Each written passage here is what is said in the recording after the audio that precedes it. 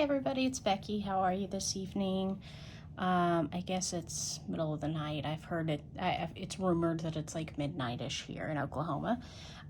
It is Saturday, August 12th, I guess technically Sunday, August 13th, somewhere in that weekend time. And I have completed my Golden Valley, so I just started on I didn't just start on this. I've been working on this mystery painting that DP Crazy Lady had sent me. It is from Cat Eared, and it is a bit older of one. So hopefully I'm not ruining any surprises for anybody. I didn't even think about that when I was like, oh, I'm gonna show this one. So anyways, obviously we've got a cat, or a, not just a cat, a tiger. What kind of cat is that? It's a tiger.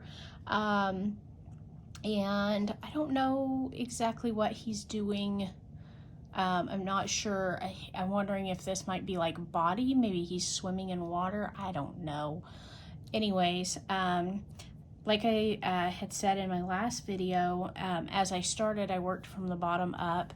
And when I got to, about this much of it done, my father-in-law was like, that looks like Fidel Castro's beard. And so our cat's name is Fidel. I've been moving pretty quickly, because when I showed it, I think I was only like here-ish, maybe a little higher, because I've completed his eye since then. And so we still have a good bit left to do.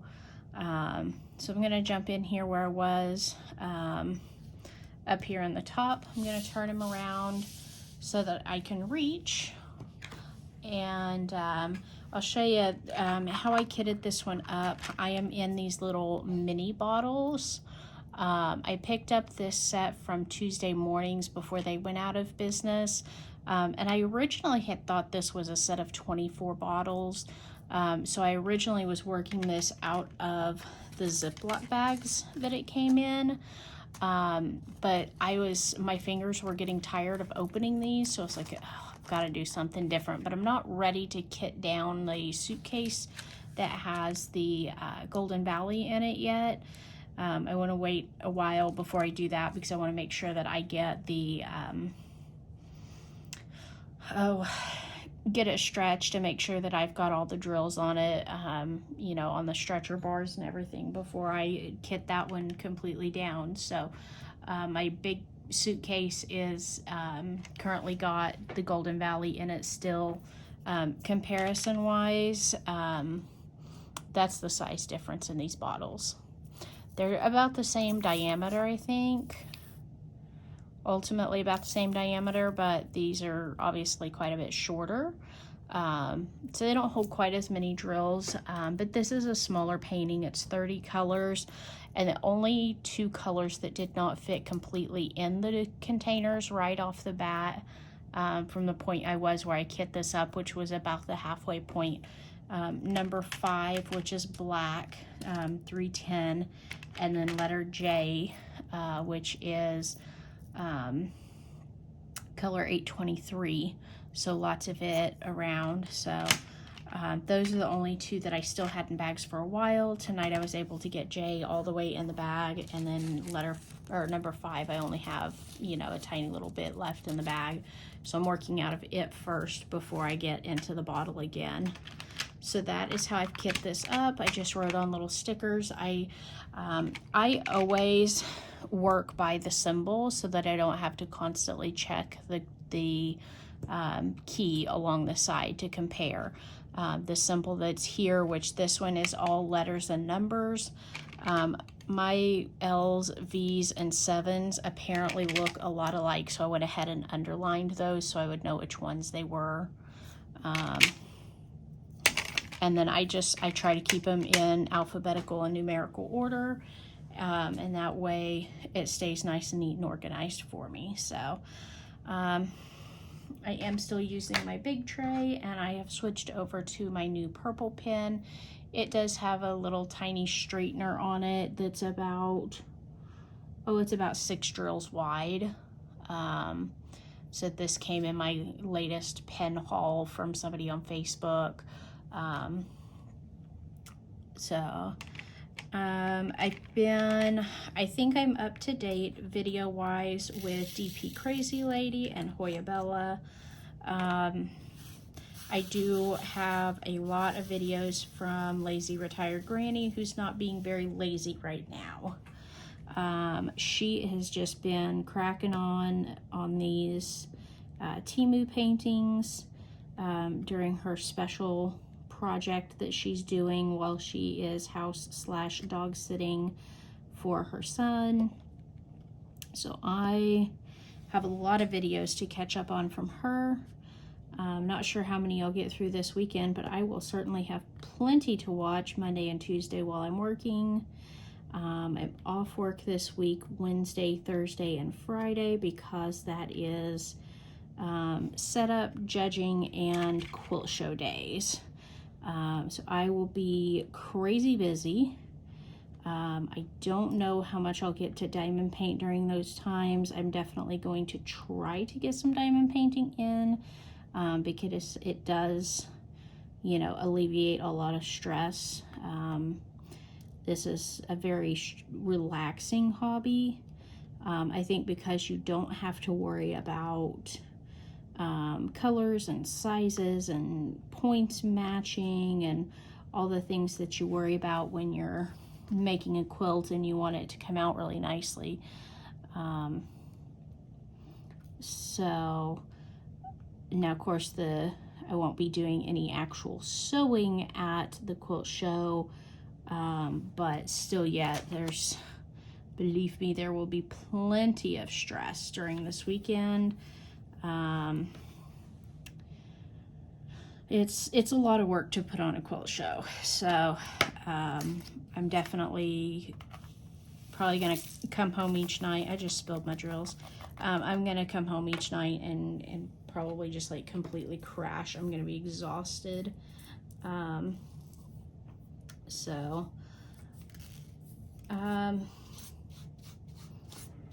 I pick them all up? I did. Okay, I think I've got them all. Let's see, what else do I have going this week? I'm working a little bit different shift. One of the ladies asked if I wanted to swap shifts with her for work this week. She's like, I don't know what kind of prep work you've got to do for whatever you're doing this week, because she didn't know at that point that I was taking, she knew I was taking off. She didn't know it was for a quilt show. She's like, I don't know what kind of prep or packing or whatever you need to do, but if you want to be off early, you know, instead of having to like get stuff done before you log into work, I'll swap you shifts. So I was like, you know, it'll give me a little extra time with my husband in the evenings. So I'll do it. We'll swap those shifts for Monday and Tuesday. So I forgot to call on Friday to see if I was needed for jury duty this week. I'd like to plead ignorance is bliss, because I really don't have time to be doing jury duty this week. Usually, like the last time they needed me, and like before I knew that I needed to call every Friday, we would, like the first time they needed me, what had happened was they sent me both an email and they called me on their automated system, and they have not done either of those. So I'm pretty sure, I don't know why this is sliding so much. I guess because it's not a gigantic painting that can weight itself down. Anyways, they haven't called, they haven't emailed, so I'm assuming they don't need me, but I do need to call and just absolutely confirm. And I did get my check in the mail the other day from the one day that I did have to go in a few weeks ago. They cut a check like once a month for anybody who has had to come in for jury duty. And of course, you know, there's like, you automatically get, I think it's like a $50 fee per day that you're there. Plus parking in downtown Tulsa where I had to go is like $10 a day, so they reimburse that to you, and they automatically give you a little money to go towards lunch or something like that. I don't remember what all else it was, but oh, mileage. They paid for mileage, not lunch. They paid for mileage. So it was a pretty decent little check considering I live so far away. Like majority of what was on that check was mileage. So any other week, I don't think I'd mind going back because of course, you know, my employer chooses to pay during jury duty as well. There's nothing that says that they have to pay you for jury duty, but they can't like stop you from going. They can't like threaten your job or anything like that. And I know one of the ladies that was there with me on the one day that I was there, she said that her employer requires that you sign over the check that you get for your reimbursement for doing jury duty, and they use that to supplement her pay for that day, because they do pay her, but they garnish the check that she gets from the Treasury. And so I don't know what her, you know, what a day's wages for her is, but you know, if it was better for her to have just taken a day of paid time off and kept the check, I don't know. But yeah, that's the way her company does it. Is she said that when she gets her check, she'll have to sign that over to her employer, and they will, you know, still pay her wages for that day. So I asked my employer, you know, what do I need to do? And they said, just when you do your time for that day, there's a drop down menu that says, you know, are you using paid time off, or are you using holiday pay? And there's an option on there for jury duty, and they just pay you. So it's kind of like getting a little bonus. Let's see, I don't remember if I have been on here and done like a good whip and chat since my weekend with my girlfriend up in Branson. We had an absolutely amazing time. She really enjoyed the theater that I took her to. She had never been to anything of that scale, so she was just blown away. I'm always blown away by that theater, so I knew she would be. And so we enjoyed our time. We probably ate way too much, but you know, when you're on vacation, you do what you want. You don't think about, you know, behaving yourself, I guess you could say. So we did. We had a great time, and you know, we're definitely looking forward to another trip in the future.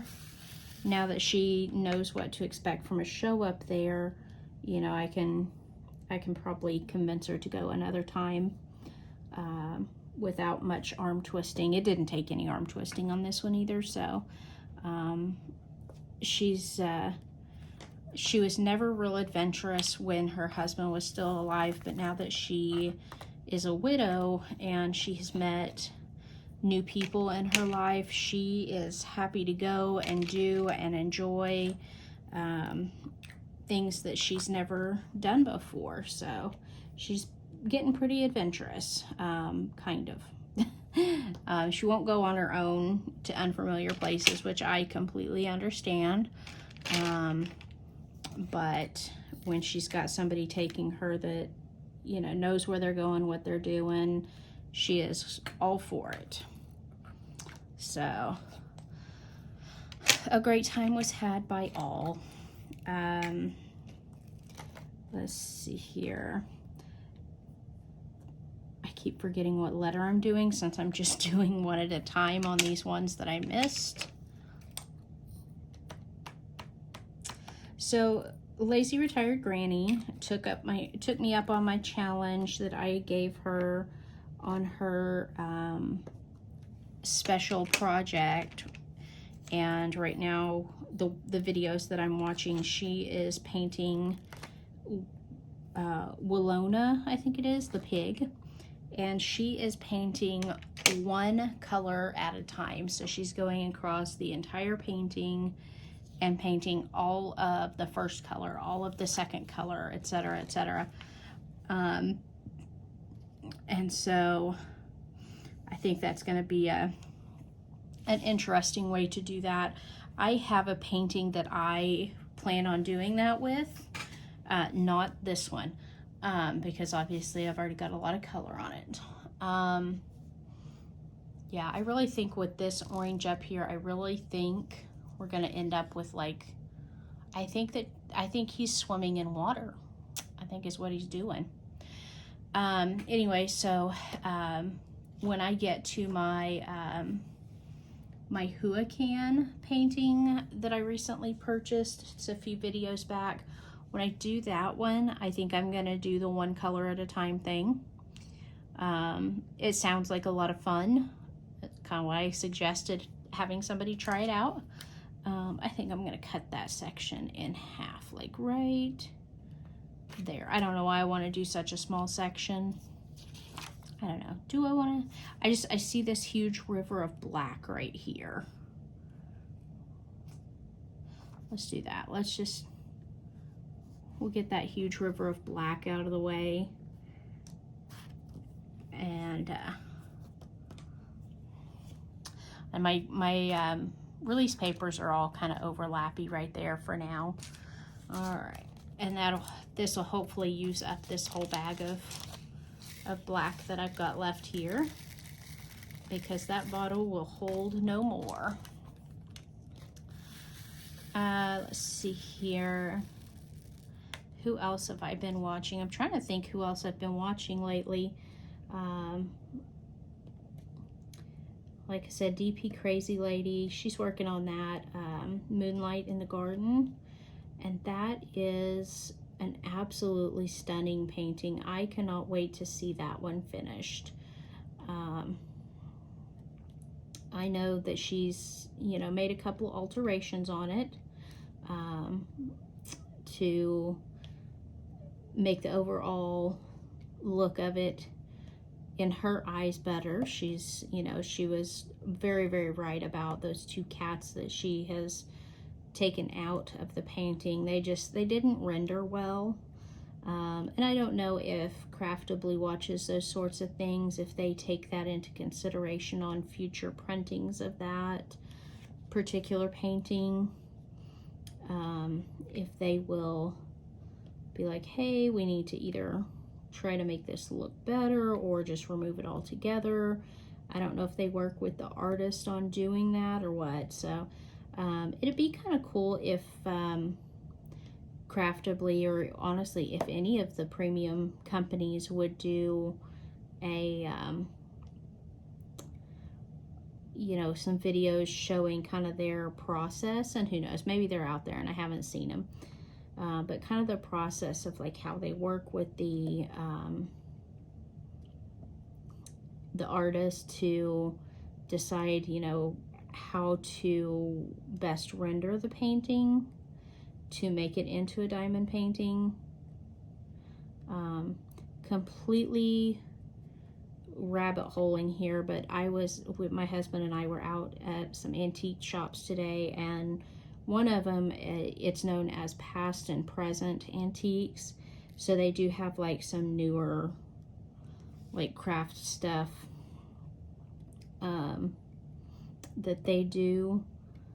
Like, you know, people who have like, you know, the tumblers and whatever other like jewelry and little crafty things that they've made that they're selling just in booths that get rented out to people. Anyways, so one booth actually had like completed diamond painted keychains for sale.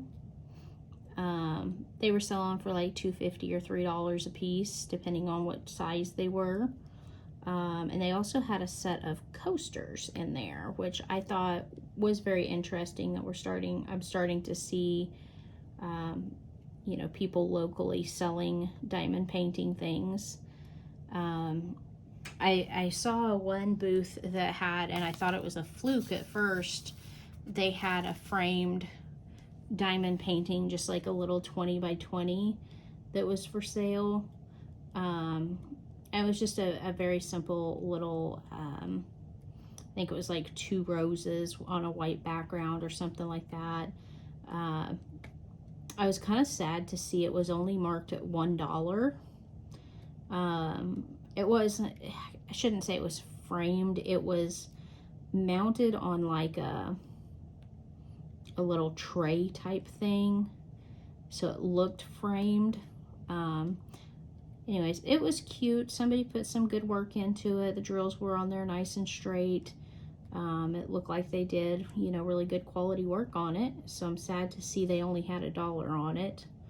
I don't know how I would price my diamond paintings if I were to ever try to sell one of them. That's, you know, I'm not in diamond painting to try to sell them. So I don't know if anybody does, if they have a system for pricing them or what, but yeah, that was my little, sorry, my brain decided to remember that random fact and share it with you. Anyways, so yeah, we spent some time at the antique stores today.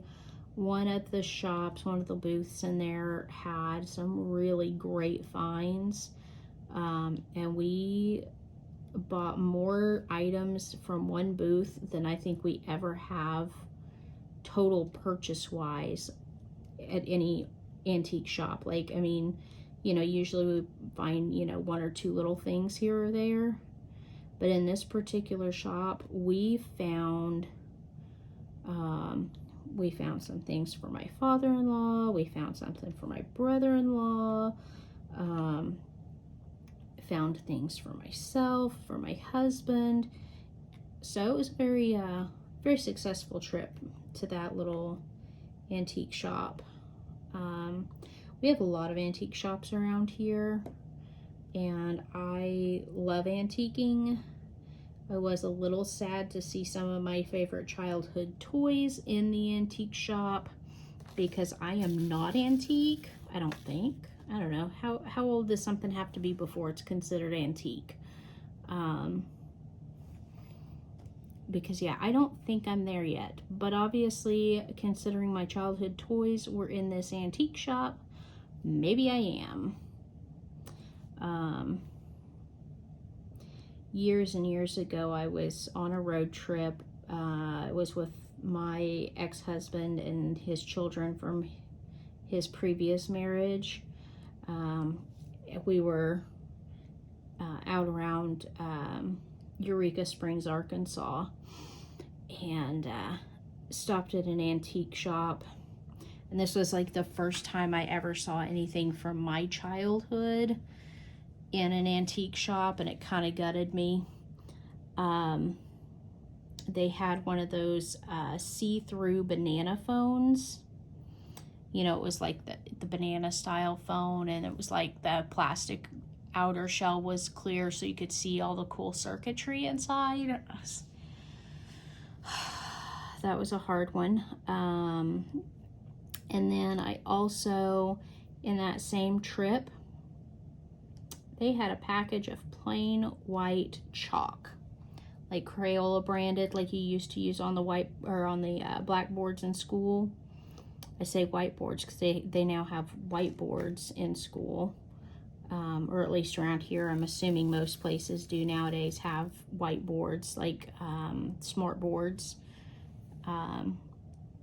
Towards the end of my school days, we had dry erase boards, but now I think all the schools in my area now have the smart boards where the teachers can actually connect their computer and show things on the smart board, and like, I don't know, it's way too much for me.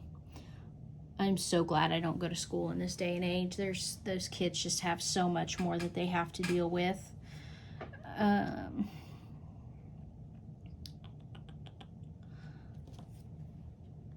let's see, in DP Crazy Lady's video, one of her videos, she talked about an antique refrigerator and a stove that she had.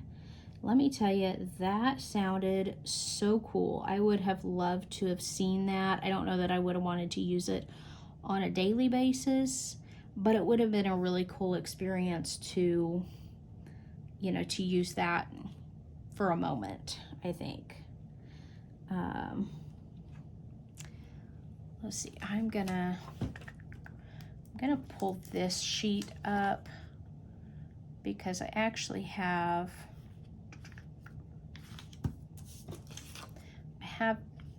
for some reason I got off a couple of rows here when I was trying to work it row by row, so I've got these two random little rows over here.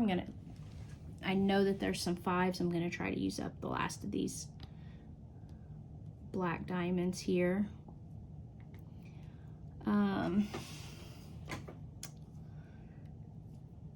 So let's see, Granny, with you doing all of your videos back to back to back, I'm sure you're probably running out of things to talk about. So let's give you another challenge, or something to talk about.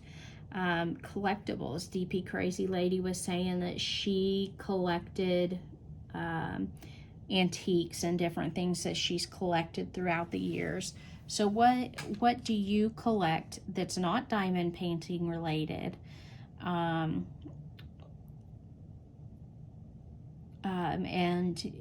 kind of where each thing came from that you, like what got you into that particular thing that you wanted to collect. So, okay, there are like 3 drills in here. We're gonna squeeze them in here. 1, 2,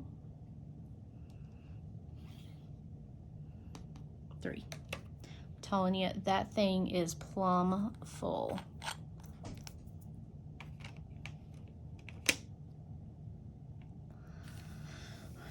All right, we have a little cat chaos going on at the moment. All right, I'm gonna go ahead and slide that back down. Eventually I'll get those 2 rows finished up. So the black is the predominant one there. What should I do next? I think I'm gonna start down here and do number 1 and work through there. This number 1 is a super, super pretty purple color. Let me get it shaken out here and show you. It looks super pink in the light there, but it's like a dark burgundy purple. So you see here and there's quite a bit of it over in this area as well. So yeah, let's, what have I collected? So as a kid, I had a stamp collection. That was a hobby my dad and I shared together. I don't know why we decided to start collecting stamps, but we did. We had lots of them, and we would go to the stamp store together, not the post office. We had a stamp collecting, it was for like coins and stamps and things like that, and we would order mystery packs online, and we did get some from the post office when there were new releases that we liked. Our postmaster got to the point where he knew I was collecting stamps, and so if he saw a cool one come through, he would make sure to set some aside for me.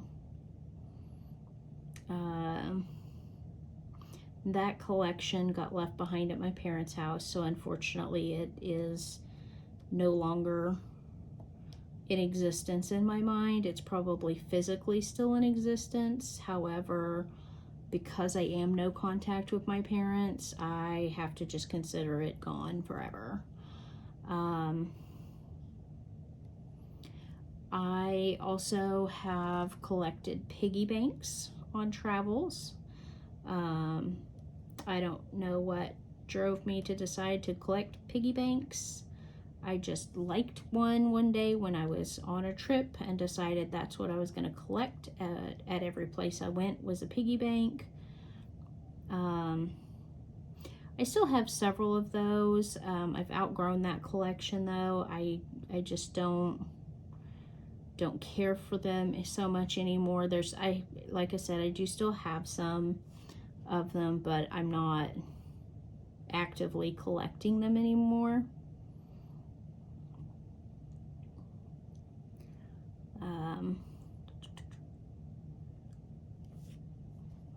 Looking to see if we have any more ones. Other than that, like when we're at antique shops or estate sales and things like that, really I just buy whatever strikes my fancy in the moment. Like I've got like one single little teacup that has just this beautiful delicate little flower on it. I just liked it, so I bought it. And I've since seen a few in different shops and things like that, and I've thought about, well, I could get more of that. I have one like that at home, but I kind of like just having the one little one. I collect Christmas ornaments. I hoard Christmas ornaments. Christmas was my grandmother's favorite holiday, and we always decorated her house up really big for it. So once I got my own place and was able to start decorating however I wanted for Christmas, I go crazy over Christmas ornaments. Snowmen in particular. My husband and I both love snowmen, so we have tons of them. Let's see here. I have a few select pieces of Pyrex that are antique that I really like. Again, that's one of those things that, like, it's way overpriced right now. Like, I love it, but not enough to spend that kind of money on certain things. So once in a while, you'll find somebody that just, they don't overprice it, and so I'll pick those pieces up. But I really, again, I have not like gone too crazy on the Pyrex just because it's overpriced right now, in my opinion. Same with Singer's featherweight sewing machines. They're really, really popular right now. They came out in like the 50s, I think it was. And a lot of quilters love them because they're so portable. And of course, they're workhorses. So again, one of these days, I'd love to have one, but in one of the antique shops that we were in today, of course, they had one in there. It was marked down from $1,000, but it was still $800. So again, I probably could afford one if I really, really wanted to, but I don't really want to spend that kind of money on an antique sewing machine. Just don't want to. They're cool, they're useful, but I just don't want to spend that kind of money on one. So I will wait for them to come back down.